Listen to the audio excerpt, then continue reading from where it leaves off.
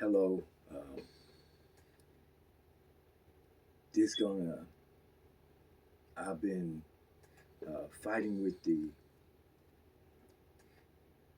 trying to think if struggling with talking about what happened to me. I was encouraged today by something I watched on YouTube that convinced me that I should tell my story. I am a COVID survivor. Um, I didn't get the vaccination. I was due to get the vaccination July 20th of July 21st of 2021. But instead, in July, by July 9th, I was in ICU, struggling to live. When I got there by ambulance, um, I my body was trying to shut down, and all my internal organs started trying to shut down on me due to COVID. Um,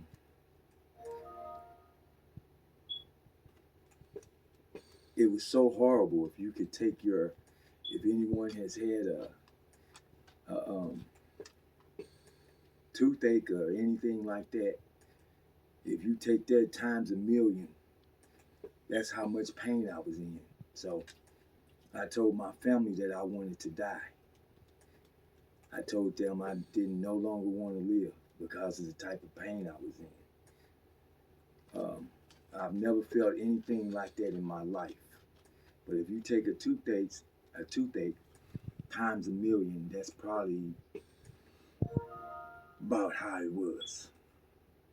Um, Everyone, of course, when I said I wanted to just die, I didn't want to live no more. Everyone started running out of the emergency room crying and all of this. And um, my daughter came to me and grabbed my hand. She held my hand and said that she wasn't ready for me to leave because she hasn't uh, completed the things she wanted in her life, and that she couldn't imagine herself being without me. So she begged me to please fight, and she was crying. So that gave me the encouragement that I needed to not just think about myself and just die, will myself to die. Uh, it gave me a reason to fight. So I fought. Uh, I was in a hospital bed. A doctor came and looked at me, and something told me, say, "Hey, tell him that your daddy is here in the hospital." And I'm like, "What?" I said, I really don't talk about private things and about my life like that." And but it kept on saying, "Hey, tell him that your daddy is here in the hospital with COVID, and all of this." And I'm like, so it just kept nagging at me. I just said, okay, I just say something. So I said, "Hey, doc, my daddy's here in the hospital." And and I said, he a COVID survivor. He's here, still fighting with COVID. And he said, "Well, what's your daddy's name?" So I told him my daddy's name, and he said, "Oh, he's one of my patients." I say, "Oh man, for real?" He's like, "Yeah." He say, and I told him, I said, "Well, I haven't talked to my daddy in like 10 years." And he was like, "What?" I was like, "Yeah, but you know how things happen, and 10 years have passed, and we haven't really spoken to each other or had anything to do with each other. But he's still my daddy, you know." And so he was like, "Okay." So the next day he came to me and he was like, "Would you mind seeing your daddy?" I said, "No, I wouldn't mind seeing him. I have nothing against him.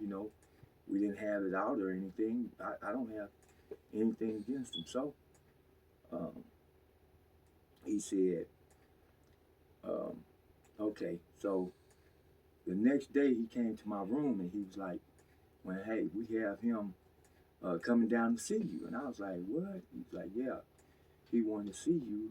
He's on his way down, so I came to get you." So they put me in a wheelchair and wheeled me out by the nurse's station.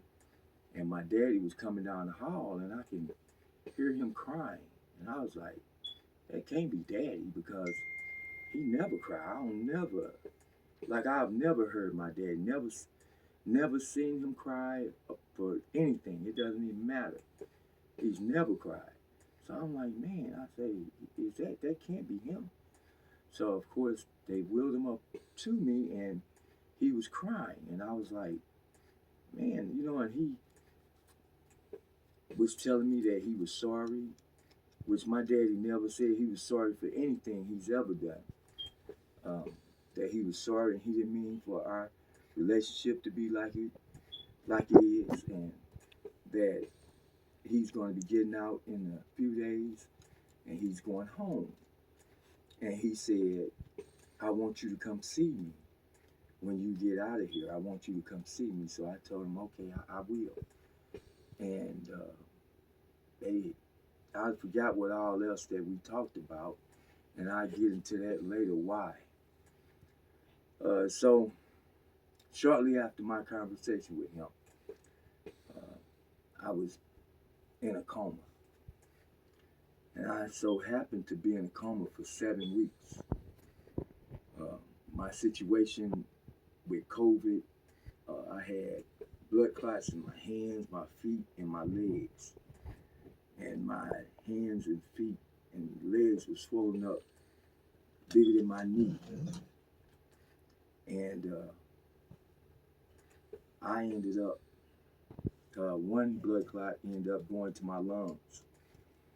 And they were scared for me that a blood clot was going to travel to my heart and possibly even kill me. So um, that didn't happen, but I went through all kind of things for 7 weeks of me. I had pneumonia for twice while I was in a coma. Then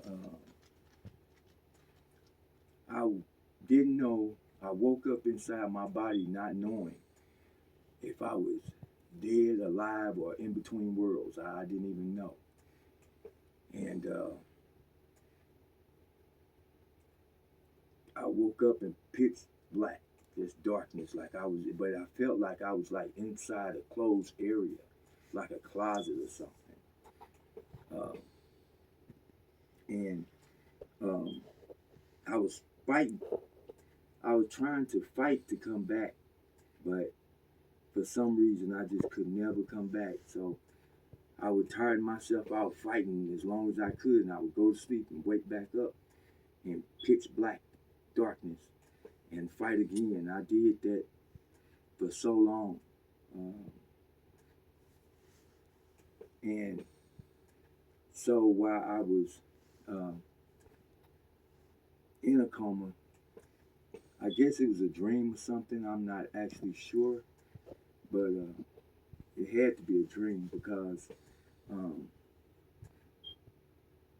I was talking to a guy and he was telling me that if I ever heard this certain type of music, that I would hear, that I would know that I was dead. So um, I heard the music, the music that he told me, the song or what have you. I don't remember the song, but I just remember what happened.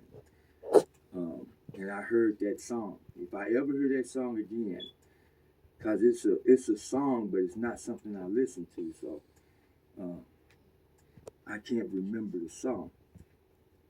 But that song ever play again, I know what it is. But that song actually played, so I felt like I was dead or I was trapped in between worlds, and I haven't really crossed all the way over yet. So um, I started at a long time from then. I started having these dreams of people killing me and all kind of actually murdering me in all kind of different ways. And I couldn't figure out what that was all about. And one guy, I was in a parking garage, and he hit me in the head with a sledgehammer, and I fell to the ground, and on the floor of the parking garage, and he started up his car and ran over my head. That was just one way. I was thrown off of tall buildings.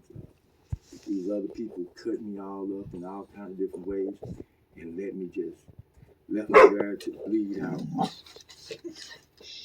Back, back, get back.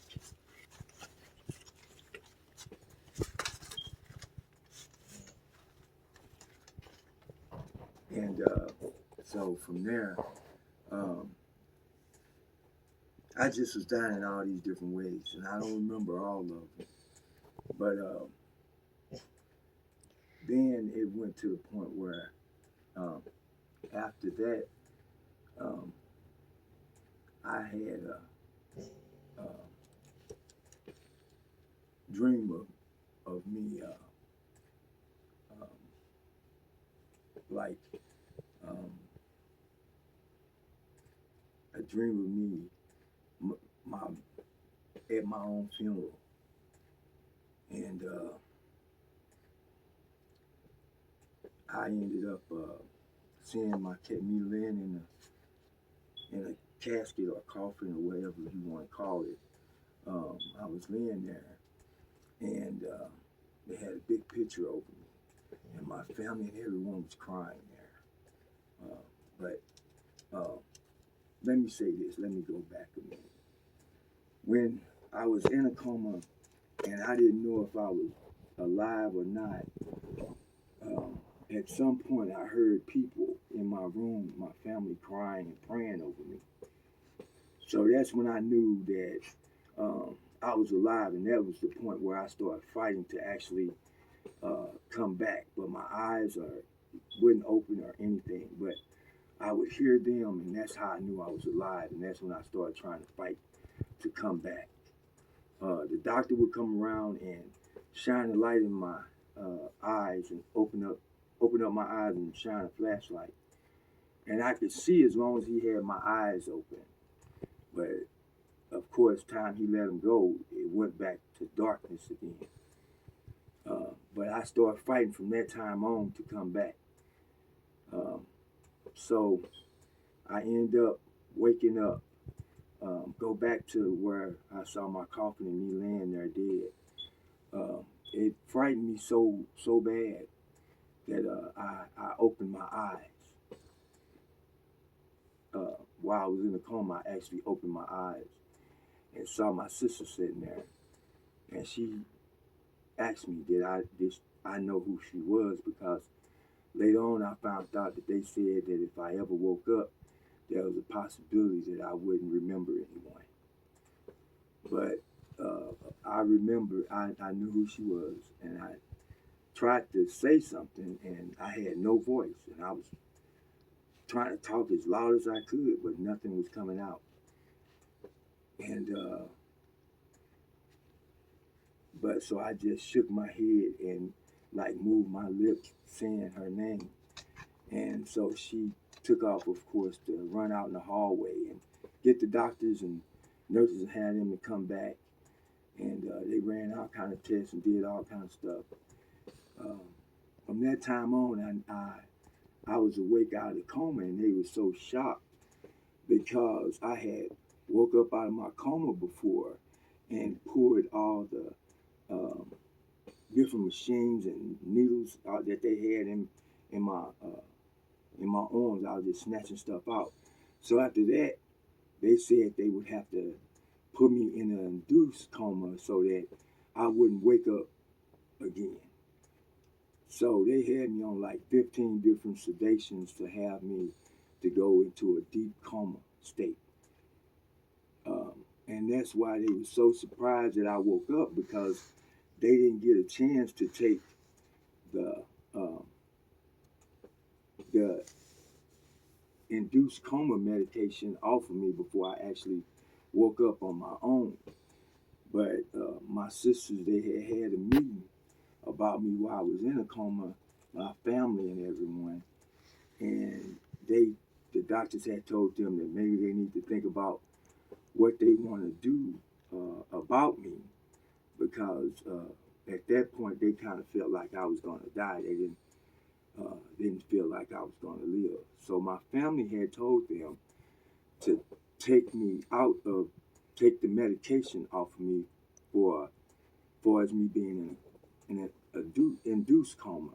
So they didn't get a chance to take any of it off because my family had said for them to do it, but they never did from that time because my sister told them that if I had a fighting chance, that they felt like that if I take the medication off and if I wake up again, that I would have a fighting chance because I would have to know I need to fight in order to fight, and if I knew I had to fight, that they know I would fight to live. So when I woke up, like I said, and the doctors came in and all this, and they were so surprised that I was awake because they hadn't gotten a chance to take the medication off of me. In the process, uh, me being awake, I was actually scared to go back to sleep for about 2 weeks. Every time the nurses and doctors would come back in there, come in my room rather, they would say, "You still awake?" And I'm like, "Yes." I would shake my head. I also, when I woke up, uh, I got a chance to see myself, and I had lost 100 pounds in 7 weeks. I was 310 pounds. I ended up being 210 pounds. Um, that's kind of like what saved my life as well because I ended up um, losing the weight due to um, it needed that weight for me to live. But I was a bodybuilder at the time. Um, I had 21-inch arms. My arms was bigger than my neck. I had 32-inch thighs. Uh, my forearms, I had like 17-inch forearms. Um, so when I woke up and saw myself like that, I really didn't know like what had happened to me. And they was asking me what year it was. And I remember I thought it was like, remember I was in the hospital in ICU in 2021. So I'm thinking it's probably like 2024 or 25 because it seemed like that amount of time had gone by. Um, so I was. They asked me who's the president. I didn't know. I didn't even know why I was even in the hospital. Uh, I kept trying to go home and asking them for my keys. And of course, I couldn't leave and go. I couldn't even walk. When I woke up, I was paralyzed from the neck down. I couldn't move my arms, legs, or anything. I couldn't talk. Uh, I was on a ventilator. I was also had a trach in my throat. Um, um, I was just in real bad shape. Um, so after that, I ended up, while I was in ICU, I died 4 times. And I remember distinctively me dying 4 times because every time I woke up, uh, every time after I passed out and my heart stopped, I remember pitch black darkness, and then it's like my life was like looping around or something. I don't really know how to explain it, but I ended up waking up, and every time I woke up, I was gasping for air, like trying to get my air because, and that's how I knew I died, and that happened 4 times in a row before I actually stayed uh, awake and breathing normal. Um, so uh, I had all these doctors and nurses throughout the hospital visiting me. because they said I was a miracle because they haven't never ever seen anyone survive after being in the state that I was in. Um, so people was telling me I should write a book about my story, everything that happened to me. Um, also, um, I ended up going to my first rehab center, and everyone did a standing ovation while I was leaving in the hallway, clapping, telling me that, be safe and take care of myself, and they know I'm gonna do well, and how much of a miracle I was, and all of this type of thing. So I go to the next place, which was the first rehab facility. First, it was a hospital rehab. So I went there, and I ended up. They said I was going to be there 6 to 9 months. So the first week I was there, they had gotten rid of my trach out my throat, and they said they've never seen anyone do that in a week.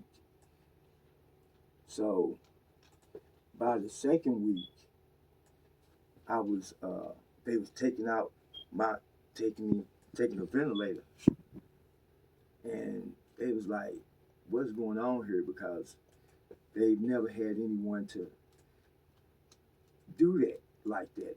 They said I would be there 6 to 9 months, and so they told me that they was going to, by the third week, they said they was going to keep me 1 week to make sure that they didn't have to put me back on everything that I was on. So after 3 weeks, they ended up shipping me out to a different facility because there's no more that they could do for me.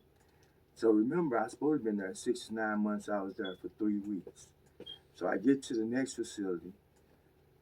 They treated me bad, did me wrong. I had a stage 3 bed sore. And the stage 3 bed sore, you only go to stage 4, where it's actually down to the bone. So I had a stage 3. And everyone like, "Well, you should sue and this and that." I say, why? These people saved my life. And besides that, is that they wasn't worried about a bed sore. They was trying to save my life. They didn't think I was going to live. So if they not thinking I'm going to live, a bed sore is nothing. So I'm just happy to be living, period. And I knew it wasn't all me. I know it, God was greatly involved in what happened for me to recover and do what I've done at a very fast pace. I told God that I wanted to be home. That was the only thing I wanted, was to be home.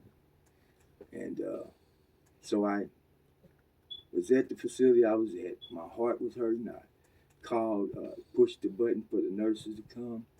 They didn't come for over 2 hours. They ended up leaving me on the bedpan for an hour and 16 minutes is the longest time that they left me on the bedpan.